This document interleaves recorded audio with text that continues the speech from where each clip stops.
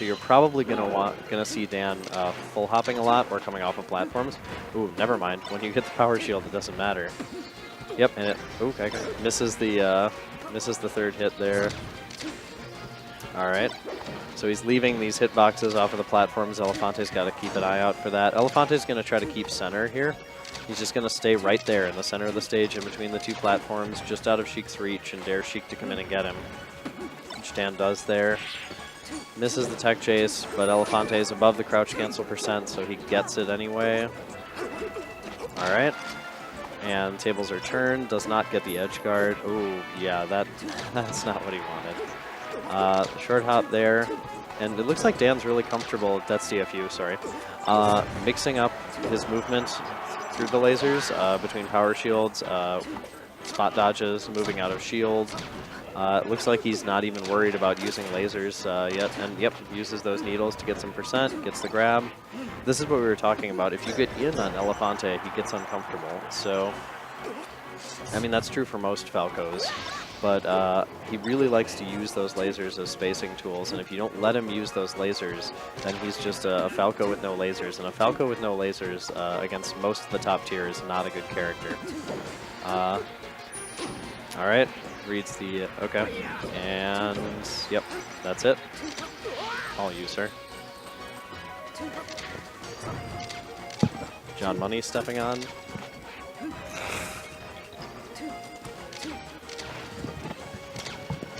All right, how are you after your heartbreaking loss in teams? Nah, I don't really care. Dan Urban, the warrior, the legend. Yep, the Midwestern Mewtwo King. He's just gets those punishes he needs to get. Yep.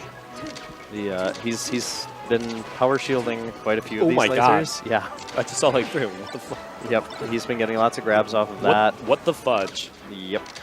He's Elephante looks really uncomfortable. He's been rushing him down. It's yeah, he's abandoning the lasers now.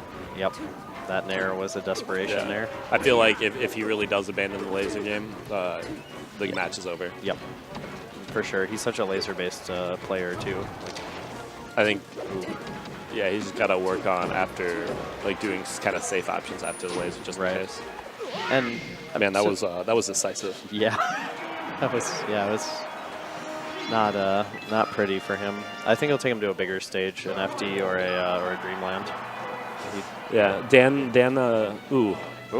don't agree. I don't like this either. Dan Urban doesn't have an easy time check chasing Falco. It might look like he does, but I mean, we're talking about a guy who. And this gets him. Dan gets to get those flow charts up the ledge, which he could recite to you. Oh, absolutely. He could recite to you what you do in every situation. Yes, he can. And yeah, Yoshi's gives him that. When there's on a stage like Dreamland or something, there's so many unknowns. Right. The platforms are so big that it's harder to cover them. You don't have all the options. And when you play with lasers, especially a laser-heavy game, then you need that space. But This definitely still could go either way. Definitely doable, but that early gimp really hurts. Dan's just really comfortable right there, moving out of the laser stun. Elefante's been staying in the middle of the stage, and Dan will just stand right next to him under the platform and just dare him to laser him. Elephante doing his thing where he's always wave landing around on platforms. It's good when you're practicing movement in between stocks. Yeah, but it definitely catches you off guard if you don't know what he's looking for, but he's looking for that back air. Yep. That's exactly what he's looking for. And once you've got that figured out, it's no longer like a problem. Yeah. That's kind of the you back air, actually. Maybe he learned that from What? you. It's kind of like your back air, except minus the wave landing. Yeah, I mean, I do that every now and then, but like Elephante does it kind of religiously, and it's good. It's very good. It's just maybe he telegraphs it. I don't know. Yeah, it's. I can't really judge because I tend to have a hard time versus Elephante. Well, Falco, he doesn't have the side-to-side mobility that Fox does off of platforms, so it's a lot harder to read Fox's movement off of those platforms. Whereas Falco, no. Ooh, yeah. Good crouch cancel, wow. Or at least Shy Guys. ASDI down. Oh. Right. Okay. He had an opportunity for a shine. Oh, I thought he was going to cover that. He had the jab coming out. That was a good laser. Yep. This should be a kill. Yes. Should get it. Yep. All right. So he's brought it back. He's only down a little bit, 2 stocks. He's just got to stay away from the ledge because Dan is a killer by the ledge. Oh, okay. He wasn't close enough to intercept the Firebird there. He's been trying that a couple of times, using the forward tilt to intercept the Firebird, but he's never gotten close enough to the ledge to do it. Yeah. Not quite there. Ugh.